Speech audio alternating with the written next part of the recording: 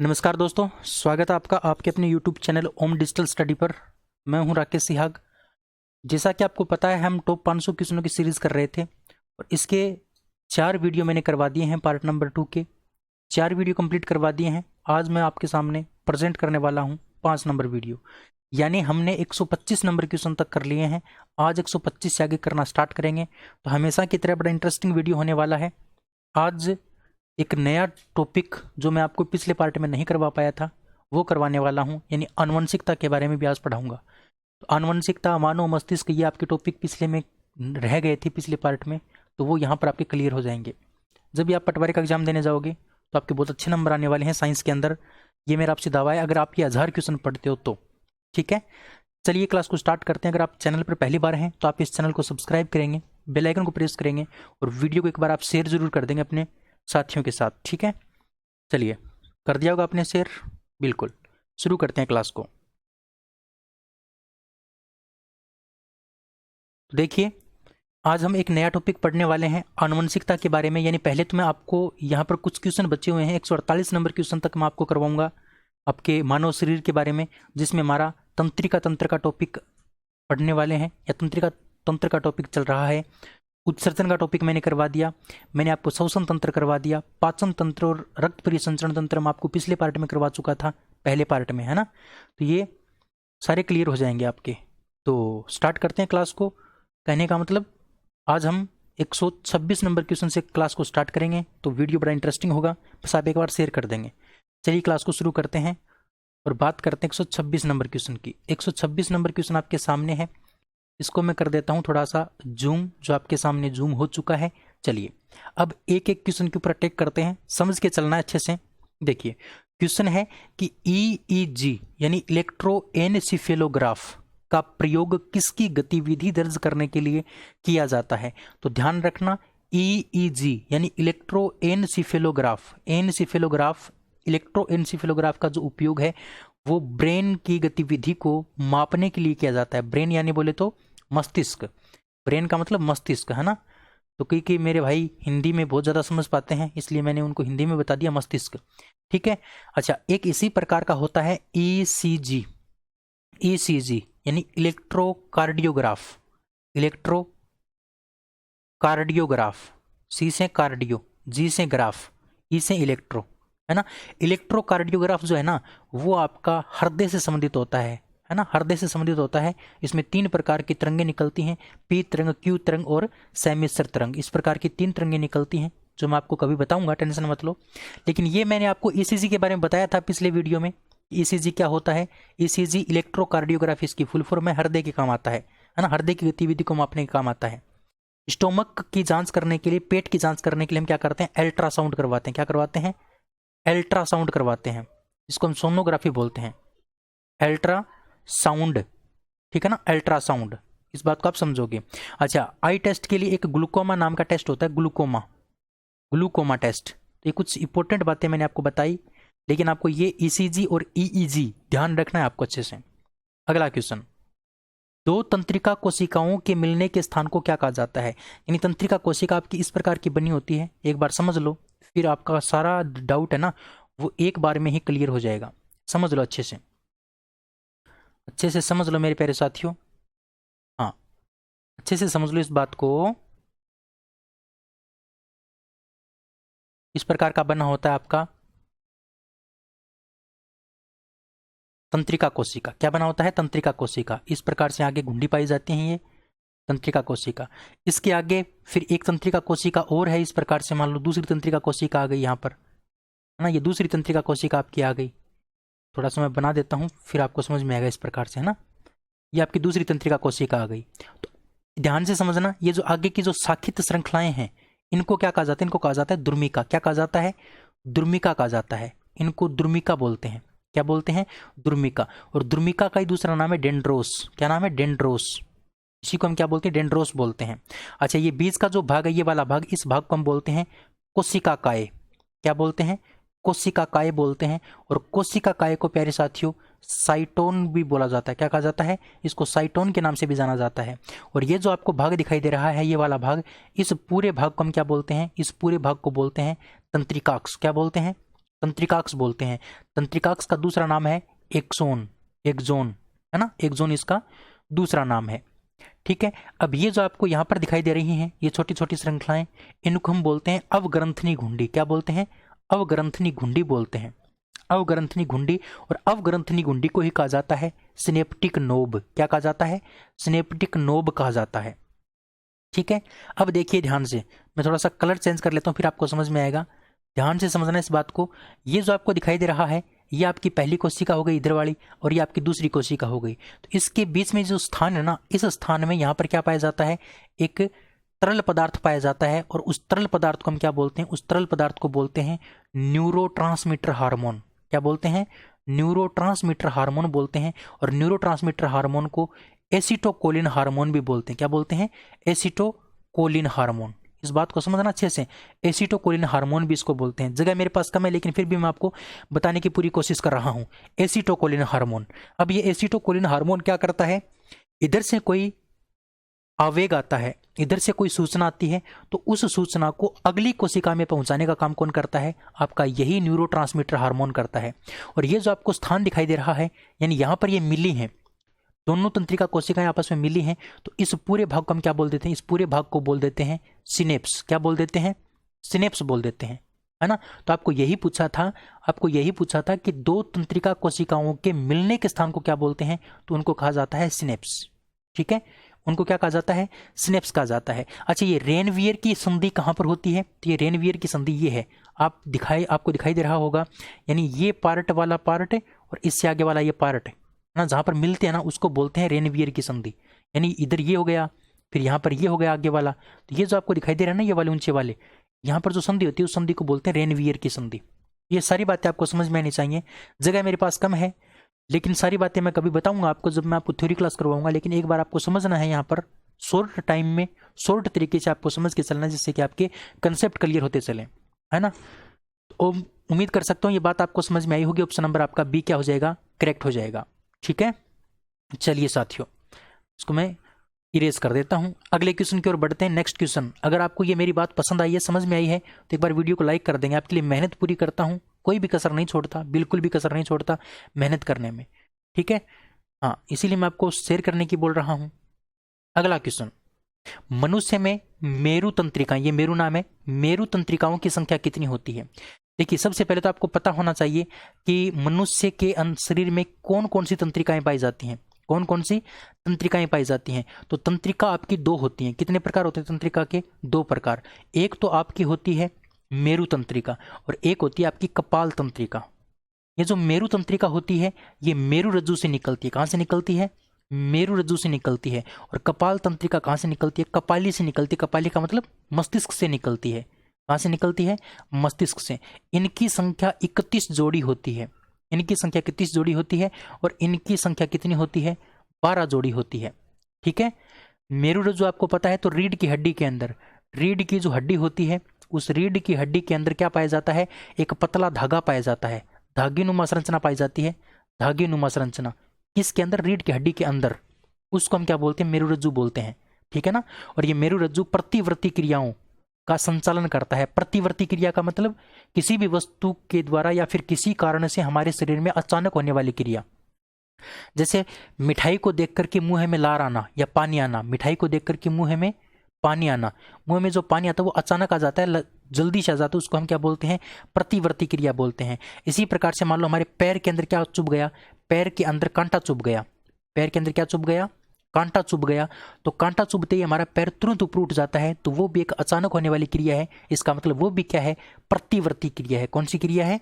प्रतिवर्ती क्रिया। और प्रतिवर्ती क्रिया का संचालन कौन करता है? यही मेरु रज्जु करता है। ठीक है, तो इनकी संख्या कितनी होती है? 31 जोड़ी होती है। ऑप्शन नंबर बी आपका क्या होगा? बिल्कुल करेक्ट। अच्छा, 12 जोड़ी मैंने आपको बताया। 12 जोड़ी आपकी क्या होती हैं? कपाल तंत्रिकाएं होती हैं। क्या होती हैं? कपाल तंत्रिकाएं। ठीक है, 12 जोड़ी। क्वेश्चन आपको समझ में आ गया होगा? बिल्कुल। अगला क्वेश्चन आपके सामने ये रहा 129 नंबर क्वेश्चन कि मानव मस्तिष्क में कितनी जोड़ी कपालीय तंत्रिकाएं पाई जाती हैं। यानी इसके तुरंत बाद आपके सामने कपाली तंत्रिका का क्वेश्चन आपको पूछ लिया। अभी मैंने बताया है कितनी जोड़ी पाई जाती हैं, तो 12 जोड़ी कपालीय तंत्रिकाएं पाई जाती हैं। ऑप्शन नंबर ए आपका बिल्कुल राइट हो जाएगा।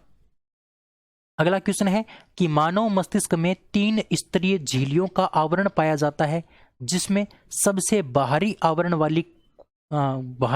आवरण कौन सी झिल्ली का बना होता है।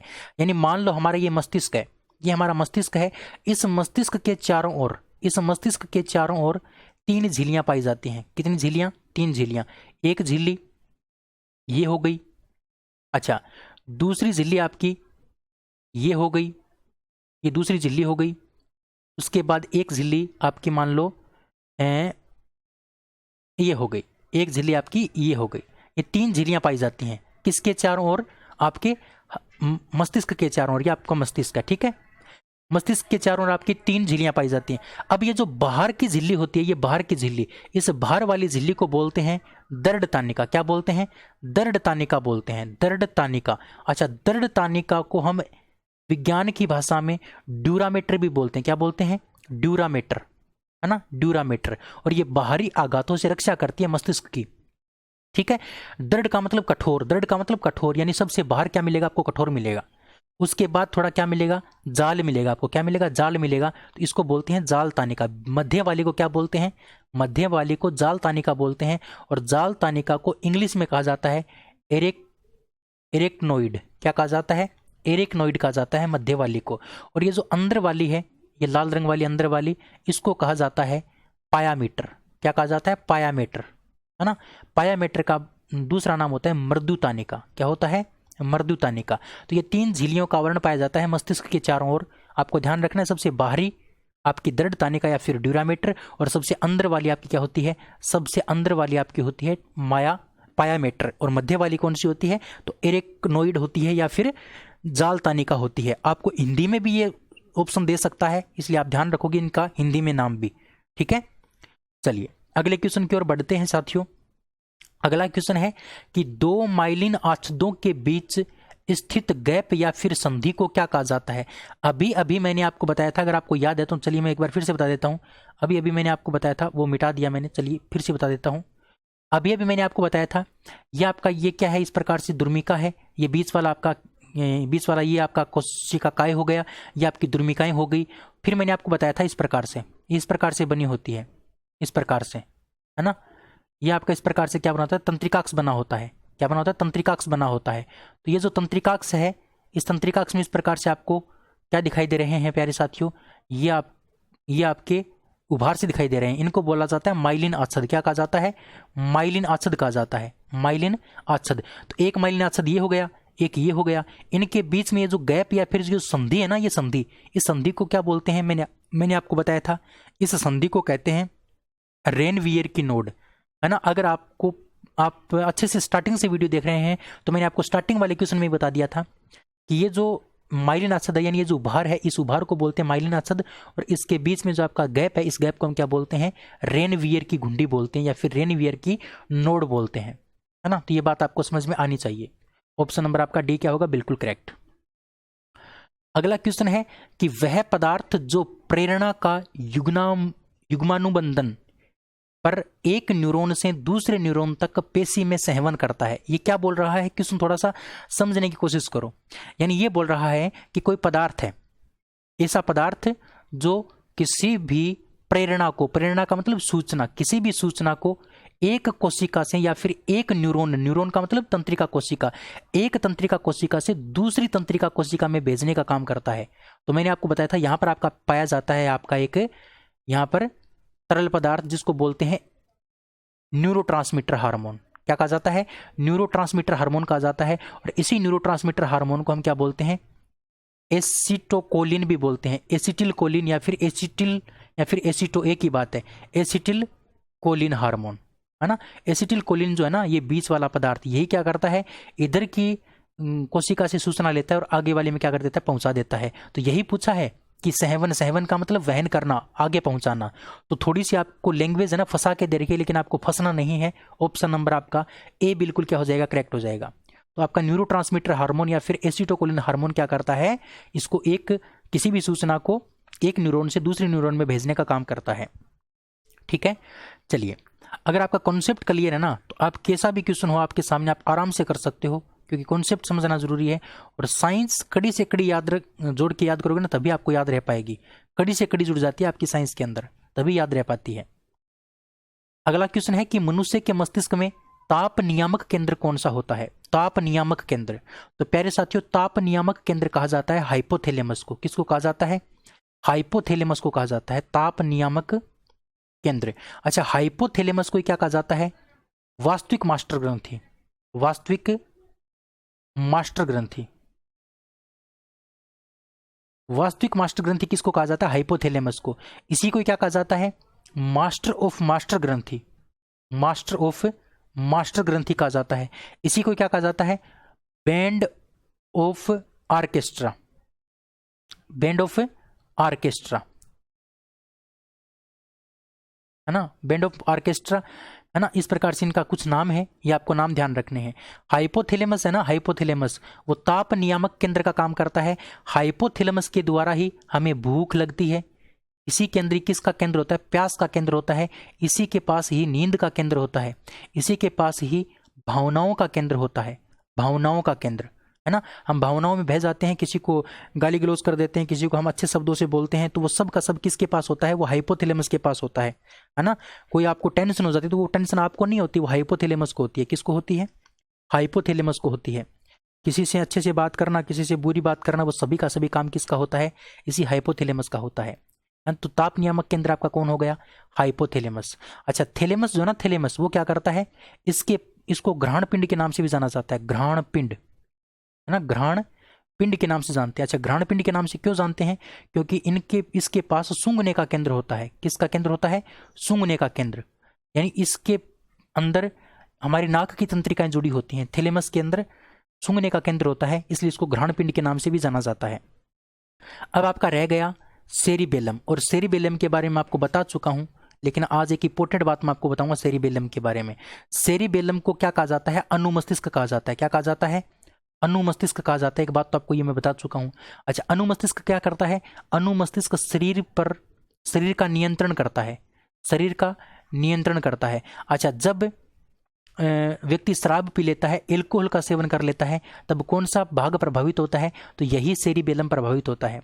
अच्छा, सेरिबेलम जो है ना, सेरिबेलम, उसको शरीर का आर्मी कमांडर कहा जाता है। शरीर का आर्मी कमांडर। शरीर का आर्मी कमांडर किसको कहा जाता है? तो शरीर का आर्मी कमांडर कहा जाता है इसी सेरिबेलम को। क्यों? क्योंकि आर्मी कमांडर जिस प्रकार से देश को नियंत्रित रखता है ना, दुश्मनों को नियंत्रित रखता है, उसी प्रकार से हमारे शरीर का नियंत्रण कौन करता है? तो सेरिबेलम करता है। इसलिए इसको शरीर का आर्मी कमांडर के नाम से जाना जाता है। तो ये बातें आपको पता होनी चाहिए। सारी बातें मैंने आपको बता दी हैं, बहुत सारा डिटेल मैंने आपको इस क्वेश्चन में बताया है। उम्मीद कर सकता हूँ आपको ये बात समझ में आ गई होगी। ठीक है, पसंद तो आपको आनी है, कोई दिक्कत नहीं उसमें तो, लेकिन समझ में आना जरूरी है। अच्छा, अगले क्वेश्चन की बात करते हैं। अगला क्वेश्चन आपके सामने है 134 नंबर क्वेश्चन, कि मानव शरीर की वास्तविक मास्टर ग्रंथि किसे कहा जाता है? वास्तविक मास्टर ग्रंथि, अभी अभी मैंने बताया है हाइपोथैलेमस को वास्तविक मास्टर ग्रंथि बोलते हैं। इसी को ही क्या बोलते हैं? मास्टर ऑफ मास्टर ग्रंथि बोलते हैं। मास्टर ऑफ मास्टर ग्रंथि। मास्टर ऑफ मास्टर ग्रंथि भी किसको कहा जाता है? इसी हाइपोथैलेमस को कहा जाता है। पीयूष ग्रंथि को मास्टर ग्रंथि कहते हैं। ये सारी बातें मैं आपको कई बार बता चुका हूं, बार बार बताने की मेरे को आवश्यकता नहीं है। ठीक है, चलिए, अभी बार बार बताने का टाइम नहीं है प्यारे साथियों, क्योंकि आपका एग्जाम बिल्कुल आपके पास है।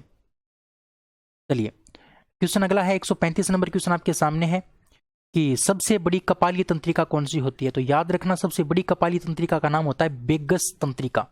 बेगस तंत्रिका। बेगस तंत्रिका सबसे बड़ी तंत्रिका होती है। कौन सी? कपालीय तंत्रिका। बात आपको कपालीय की पूछी है। अगर आपको पूछ ले सबसे बड़ी मेरु तंत्रिका, मेरु तंत्रिका आपकी हो जाएगी साइटिका। मेरु तंत्रिका साइटिका हो जाएगी। लेकिन बेगस तंत्रिका सबसे बड़ी क्या होती है?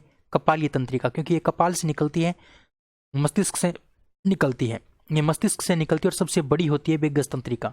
याद रखना पड़ेगा, एक फैक्चुअल चीज मान सकते हो आप इसको। ठीक है, चलिए, अगला क्वेश्चन है कि मनुष्य के मस्तिष्क का भार कितना होता है? मनुष्य के मस्तिष्क का भार कितना होता है? तो ये आपका नहीं हो सकता 2 किलो, और आपका ये 1000 ग्राम नहीं हो सकता, है ना, दोनों नहीं हो सकते। अब बात आती है 1300 ग्राम या 1500 ग्राम। देखिए, मैं इसका आंसर ऑप्शन नंबर बी मानूंगा। अच्छा, बी क्यों मानूंगा? क्योंकि आप 10th क्लास की बुक देखना, 10th क्लास की बुक देखना। 10th क्लास की बुक के अंदर 1.5 kg इसका भार दे रखा है।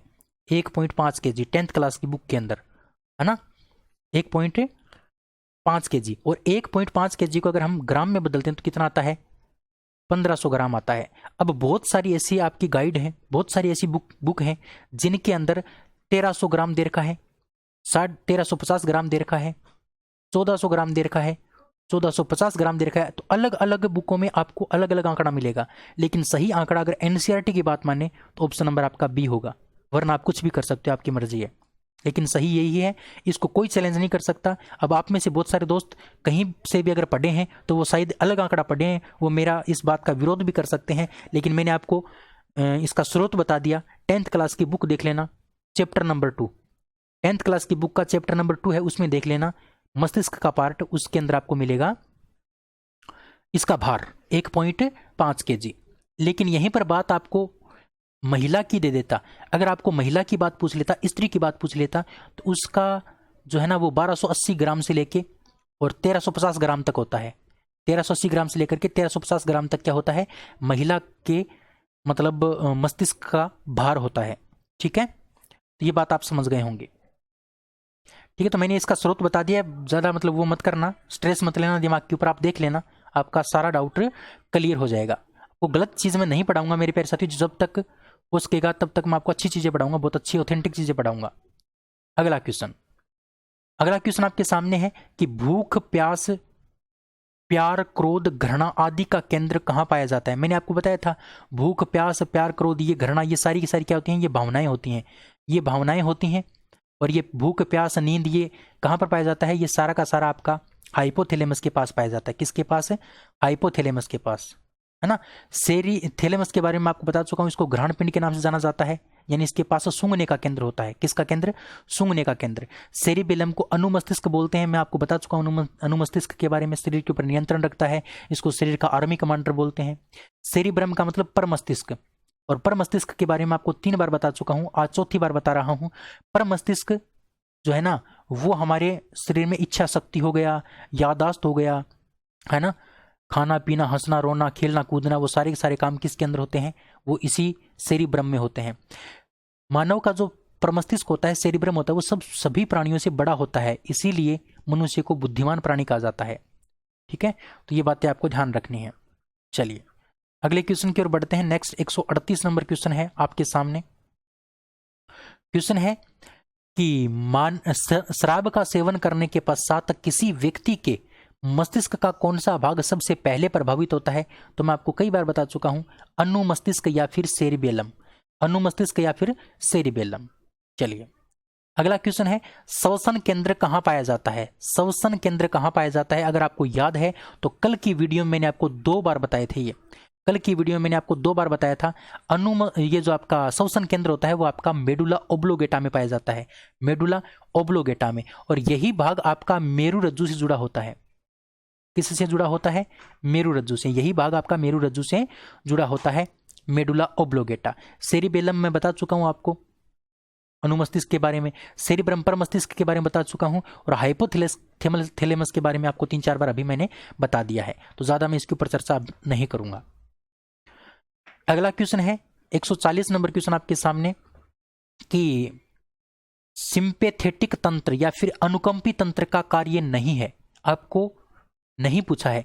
देखिए तंत्रिका तंत्र हमारा जो होता है ना, तंत्रिका तंत्र वो 2 प्रकार का होता है, एक तो होता है केंद्रीय तंत्रिका तंत्र, केंद्रीय, और एक होता है आपका स्वायत्त तंत्रिका तंत्र, स्वायत्त, है ना, स्वायत्त तंत्रिका तंत्र। अब ये जो केंद्रीय तंत्रिका तंत्र होता है ये भी 2 प्रकार का, एक तो मस्तिष्क और एक आपका मेरु रज्जु, और ये भी आपका 2 प्रकार का होता है, एक तो आपका होता है अनुकंपी, अनुकंपी, और एक होता है आपका प्रानुकंपी, प्रानुकंपी, है ना। तो ये जो अनुकंपी है ना, अनुकंपी वाला स्वायत्त तंत्रिका तंत्र का, तंत्रिका तंत्र के स्वायत्त तंत्रिका तंत्र का एक भाग है अनुकंपी। ये जो अनुकंपी तंत्र है ये हमारी हृदय की धड़कन को क्या करता है, बढ़ाने का काम करता है, हमारी पुतलियों को फैलाने का काम करता है। जब हम अंधेरे से प्रकाश में जाते हैं तो हमारी पुतलियां फैल जाती हैं, वो किसके कारण फैलती हैं, इसी अनुकंपी तंत्र के कारण फैलती हैं, और हमारी श्वसन दर बढ़ा देता है। यानी कभी कभार हमारे स्ट्रेस हो जाता है, हमारे पीछे कुत्ता लग गया, मान लो कुत्ता लग गया, तो हमारी हृदय की धड़कन बढ़ जाएगी, हमारी पुतलियां फैल जाएंगी, हमारी श्वसन बढ़ जाएगी। तो वो सारा का सारा काम किसका होता है? ये तीनों के तीनों काम किसके द्वारा होते हैं? तो प्यारे साथियों, इसी अनुकंपी तंत्र के द्वारा होते हैं। तो लार श्रावण का काम कौन नहीं करता? ये अनुकंपी तंत्र नहीं करता। ये काम किसका होता है? ये प्रानुकंपी का होता है। किसका होता है? प्रानुकंपी का होता है ना। तो ऑप्शन नंबर आपका डी क्या होगा? बिल्कुल करेक्ट होगा। ऑप्शन नंबर डी आपका क्या हो जाएगा? बिल्कुल करेक्ट। क्यों? क्योंकि आपको यही पूछा था कि कौन सा कार्य अनुकंपी तंत्र नहीं करता। तो लार श्रावण को बढ़ाने का काम कौन नहीं करता है? तो पर अनुकंपी तंत्र नहीं करता है। ठीक है, चलिए अगला 141 नंबर क्वेश्चन है कि मानव मस्तिष्क का सबसे बड़ा भाग आपका परमस्तिष्क होता है ना। परमस्तिष्क यानी पूरे मानव मस्तिष्क का 85% भाग किसके पास होता है? इस परमस्तिष्क के पास होता है। और ये परमस्तिष्क जो है ना, ये अन्य प्राणियों से बड़ा होता है। अन्य प्राणियों से क्या होता है? बड़ा होता है। इसीलिए मनुष्य को या मानव को क्या कहा जाता है? बुद्धिमान प्राणी कहा जाता है, परमस्तिष्क के बड़े होने के कारण। क्योंकि इसी के पास क्या है? याददाश्त, हंसना रोना सब कुछ इसके पास है, परमस्तिष्क के पास। ठीक है, चलिए अगला क्वेश्चन है कि मस्तिष्क व मेरुरज्जु के चारों ओर एक द्रव भरा रहता है, जिसे क्या कहा जाता है? यानी हमारा ये मस्तिष्क है, इस मस्तिष्क के चारों ओर भी क्या मिलेगा? आपको एक द्रव पदार्थ मिलेगा। और एक आपका मेरुरज्जु, उसके चारों ओर भी आपको क्या मिलेगा? एक द्रव पदार्थ मिलेगा। तो उसको क्या कहा जाता है? तो उसको कहा जाता है श्वेत द्रव। यानी आपके दो प्रकार के द्रव पाए जाते हैं। चलिए मैं आपको अच्छे से बताने की कोशिश करूंगा। समझना इस बात को समझने की कोशिश करना, अच्छे से समझ लो इस बात को, क्योंकि बहुत इंपॉर्टेंट बात आपसे पूछी है, बहुत इंपॉर्टेंट बात आपसे पूछी है। देखिए सबसे पहले मैं मस्तिष्क की बात करूंगा। ये मान लो आपका मस्तिष्क है, ये मान लो आपका मस्तिष्क है। इस मस्तिष्क के चारों ओर 3 प्रकार की आपकी झिल्लियां पाई जाती हैं। ये आपकी पहली झिल्ली हो गई, ठीक है। उसके बाद ये आपकी सेकंड झिल्ली हो गई। चलिए ये आपकी सेकंड झिल्ली हो गई। एक झिल्ली आपकी और होती है, एक झिल्ली और होती है जिसको मैं बना देता हूं ब्लैक से। चलिए देखिए ये आपकी हो गई एक झिल्ली और, ये 3 झिल्लियां आपकी हो गई। अब झिल्लियों के मध्य में भी एक आपका क्या होता है? झिल्लियों के मध्य में भी एक आपका, इन झिल्लियों के मध्य में भी एक आपका मिलता है द्रव पदार्थ, तीनों के मध्य में यहां पर। तो इस द्रव को तो बोलते हैं धूसर द्रव। क्या बोलते हैं? धूसर द्रव बोलते हैं, है ना। लेकिन इसके चारों ओर एक द्रव पाया जाता है, इसके चारों ओर एक द्रव पदार्थ पाया जाता है। उस द्रव पदार्थ को बोलते हैं श्वेत द्रव। क्या बोलते हैं? श्वेत द्रव बोलते हैं। और इसी श्वेत द्रव के बारे में आपको पूछा है कि चारों ओर, आपको चारों ओर पूछा है, तो चारों ओर कौन सा द्रव भरा होता है? श्वेत द्रव। और श्वेत द्रव को हम किस नाम से जानते हैं? सिरेब्रो स्पाइनल के नाम से भी जानते हैं। सिरेब्रो स्पाइनल द्रव के नाम से भी इसको जाना जाता है। सीएसएफ द्रव के नाम से भी इसको जाना जाता है। ऑप्शन नंबर सी आपका बिल्कुल करेक्ट होगा। इसी प्रकार से आपकी जो मेरुरज्जु होती है, ये धागा जो होता है रीढ़ की हड्डी के अंदर, इसके चारों ओर भी आपकी 3 झिल्लियां पाई जाती हैं। 3 झिल्लियां पाई जाती हैं इस प्रकार से, 3 झिल्लियां। तो इन झिल्लियों के मध्य में जो आपका द्रव पदार्थ होता है, उस द्रव को बोलते हैं धूसर द्रव। और धूसर द्रव का दूसरा नाम है मेरु द्रव। क्या नाम है? मेरु द्रव, है ना। और इसके चारों ओर जो द्रव पदार्थ पाया जाता है उसको कहते हैं श्वेत द्रव, जो आपका सिरेब्रो स्पाइनल के नाम से भी जाना जाता है। उम्मीद कर सकता हूं बात आपको बहुत अच्छे से समझ में आ गई होगी। ठीक है, चलिए तो अगले क्वेश्चन की बात करते हैं। 143 नंबर क्वेश्चन आपके सामने साथियों, अच्छे से आपको आंसर इसका देना है। देखिए 143 नंबर क्वेश्चन है कि ग्रहण पिंड यानी सूंघने की संवेदना देता है, यह मस्तिष्क के किस भाग में स्थित होता है? तो मैं आपको बता चुका हूं प्यारे साथियों, अग्र मस्तिष्क का एक भाग है, अग्र मस्तिष्क का भाग है थैलेमस। अग्र मस्तिष्क का भाग है थैलेमस। यानी अग्र मस्तिष्क में आपके 3 भाग होते हैं, एक होता है आपका परमस्तिष्क,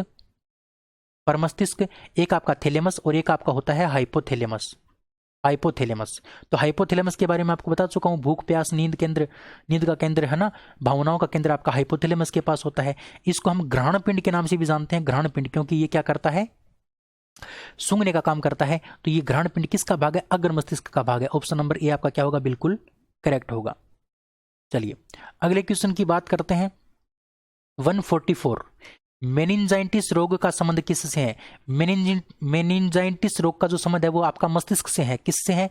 मस्तिष्क से। क्योंकि मेनिंजाइटिस जो रोग होता है प्यारे साथियों, वो आपका एक प्रकार का माइग्रेन का रोग होता है। माइग्रेन मतलब सर दर्द होता है, इसमें पेट दर्द भी होता है, उल्टी भी आती है और व्यक्ति क्या है, पागल सा हो जाता है। क्या हो जाता है? पागल सा हो जाता है इस मेनिंजाइटिस रोग में। तो वो किससे संबंधित है? आपका मस्तिष्क से संबंधित है। ठीक है, चलिए अगला क्वेश्चन है, मेरुरज्जु यानी स्पाइनल कोई का मुख्य कार्य क्या है?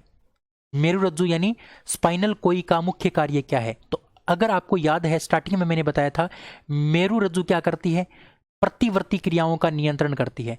प्रतिवर्ती क्रियाएं कौन सी होती हैं? जो क्रियाएं अचानक होती हैं, जो क्रियाएं अचानक होती हैं। जैसे जैसे आपके पैर में कांटा चुभ गया, आपके पैर में क्या चुभ गया? कांटा। तो आपका पैर ऊपर उठ जाता है, तो वो एक प्रकार की अचानक होने वाली क्रिया है, अचानक होने वाली क्रिया है और हमारी इच्छा के विरुद्ध होता है ये।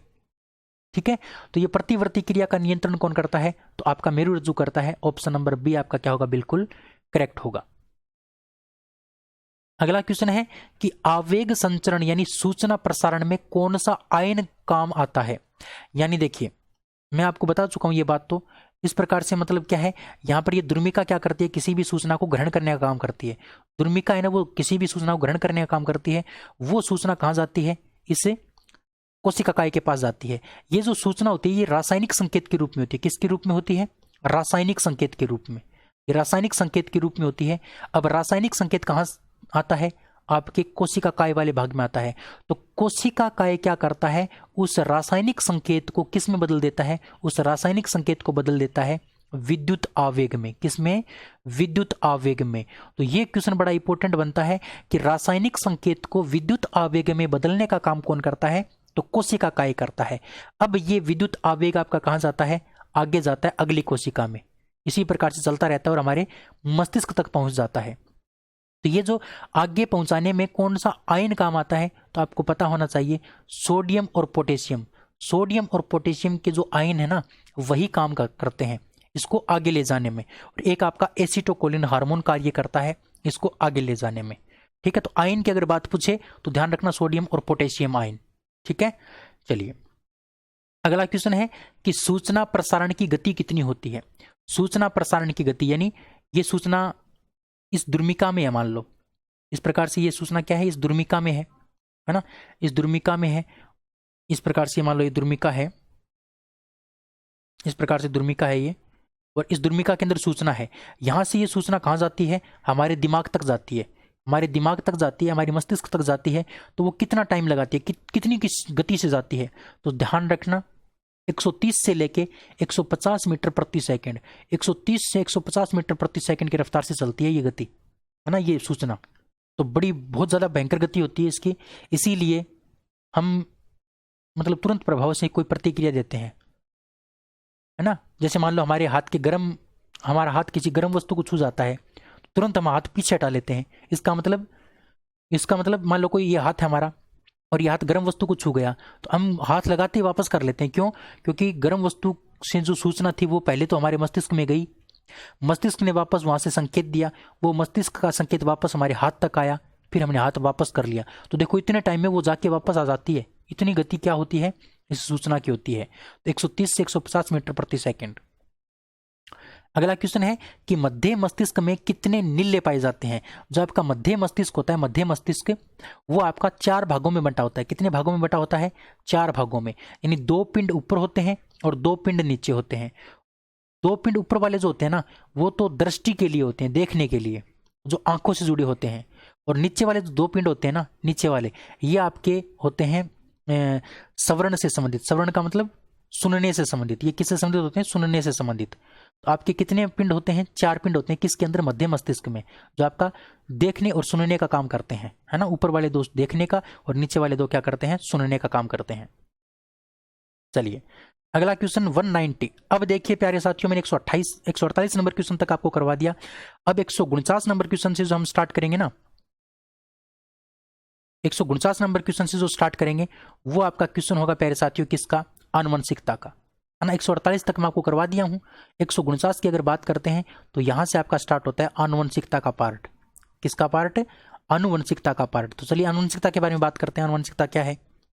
पहला क्वेश्चन, जीव विज्ञान की वह शाखा जिसके अंतर्गत हम उत्तरोत्तर पीढ़ियों में होने वाली विभिन्न लक्षणों की वंशागति व विभिन्नताओं का अध्ययन करते हैं, उसे क्या कहते हैं।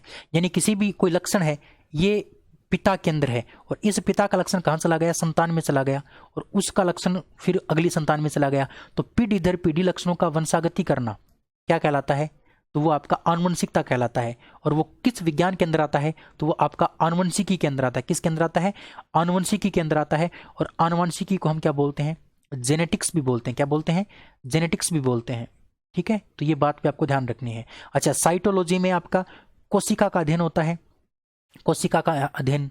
मायोलॉजी के अंदर आपका मांसपेशियों का अध्ययन होता है, मांसपेशियों का अध्ययन। हिस्टोलॉजी में आपका यकृत यानी लीवर का अध्ययन होता है हिस्टोलॉजी में। और जेनेटिक्स या फिर आनुवंशिकी में आपका आनुवंशिक लक्षणों का अध्ययन होता है, जो पीढ़ी दर पीढ़ी चलते रहते हैं। अगला क्वेश्चन है 150 नंबर क्वेश्चन, कि आनुवंशिकी का जनक किसे कहा जाता है। भाई याद रहना चाहिए ग्रेगर जॉन मेंडल को। ग्रेगर जॉन मेंडल को आनुवंशिकी का पिता कहा जाता है। आपने 6ठी क्लास, 7वीं क्लास, 8वीं क्लास, 9वीं, 10वीं इनके अंदर बहुत पढ़ा होगा इन महान वैज्ञानिक जी को, जिनका नाम है ग्रेगर जॉन मेंडल। इन्होंने मटर के पौधे पर 7 वर्षों तक लगातार क्या किए थे, प्रयोग किए थे। मटर के पौधे को पाइसम सेटाइवम के नाम से भी जाना जाता है, पाइसम सेटाइवम। तो पाइसम सेटाइवम के ऊपर कितने साल तक प्रयोग किए थे, 7 वर्षों तक प्रयोग किए थे। और मटर के पौधे के कितने लक्षणों को काम में लिया था, तो 7 जोड़ी लक्षणों को काम में लिया था। कितने लक्षणों को, 7 जोड़ी लक्षणों को, यानी 1 साल में 1 लक्षण को काम में लिया था। जैसे लंबाई का ले लिया, दूसरी बार रंग का ले लिया, तीसरी बार उसकी आकृति का ले लिया, है ना। इस प्रकार से इन्होंने 7 जोड़ी लक्षणों के ऊपर क्या किया था, अध्ययन किया था मटर के पौधे पर। ठीक है, तो ग्रेगर जॉन मेंडल को आनुवंशिकी का क्या कहा जाता है, जनक कहा जाता है। जब इन्होंने प्रयोग किया, प्रयोग करने के बाद इनके जो निष्कर्ष थे निकले थे ना, उस निष्कर्षों के आधार पर कुछ सिद्धांत बनाए गए, कुछ नियम बनाए गए, जिनको हम क्या बोलते हैं, आनुवंशिकता के नियम कहते हैं। क्या कहते हैं, आनुवंशिकता के नियम कहते हैं, जो आपको पढ़ाऊंगा, कभी टेंशन मत लो। ठीक है, अगला क्वेश्चन 151 नंबर क्वेश्चन।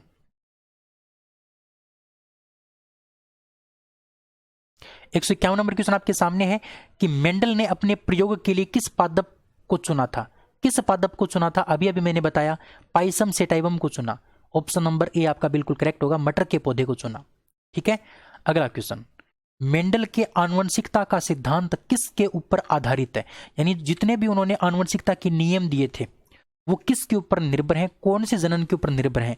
तो ध्यान रखना प्यारे साथियों, जो आपका मेंडल के जो आनुवंशिकता के नियम हैं वो लैंगिक जनन पर आधारित हैं। किसके ऊपर आधारित हैं, लैंगिक जनन पर आधारित हैं। ये बात आपको हमेशा के लिए ध्यान रखनी है, क्योंकि मटर का जो पौधा है, मटर का पौधा वो या एक आपका द्विलिंगी पौधा होता है, द्विलिंगी, यानी इसमें स्त्री केसर और पुंग केसर दोनों पाए जाते हैं। कहने का मतलब मटर के पौधे में आपका लैंगिक जनन होता है। लैंगिक जनन, लैंगिक जनन का मतलब जिसके अंदर 2 लिंग काम में आए, यानी एक तो स्त्री या एक पुरुष, इस प्रकार के 2 लिंग काम में आते हैं, उसको हम क्या बोलते हैं, लैंगिक जनन बोलते हैं। तो पौधे के अंदर इस मटर के पौधे में 2 लिंग काम आते हैं, एक तो स्त्री का स्त्री केसर और पुरुष का पुंग केसर, है ना, वो दोनों काम में आते हैं। तो ये आपका लैंगिक जनन के ऊपर क्या है, आधारित है आनुवंशिकता का सिद्धांत मेंडल का। ठीक है, तो ये बात आपको याद रखनी साथियों। अगले क्वेश्चन की बात करते हैं 153 नंबर क्वेश्चन की। 153 नंबर क्वेश्चन आपके सामने है। देखिए कि जीवों में आनुवंशिक लक्षण संतान में ले जाए जाते हैं। यानी कोई भी पिता है, इस पिता के या फिर माता है, इस माताजी और पिताजी के लक्षण संतान के अंदर कौन लेके जाता है, तो भी संतान के अंदर लेके जाने का काम करता है आपका गुणसूत्र। कौन करता है, गुणसूत्र। और गुणसूत्र को क्या कहा जाता है, क्रोमोसोम कहा जाता है। क्या कहा जाता है, क्रोमोसोम। तो क्रोमोसोम क्या करते हैं, किसी भी पुरुष में से किसी भी महिला में से उनके लक्षणों को अपनी उसकी संतान में भेजने का काम करता है गुणसूत्र, क्रोमोसोम। क्रोमोसोम के द्वारा आनुवंशिक लक्षण संतान में ले जाए जाते हैं। अच्छा, क्रोमोसोम मनुष्य की अगर बात करते हैं तो मनुष्य में कितने क्रोमोसोम पाए जाते हैं, कितने गुणसूत्र पाए जाते हैं, 46 गुणसूत्र। इनको 2 भागों में बांट दिया।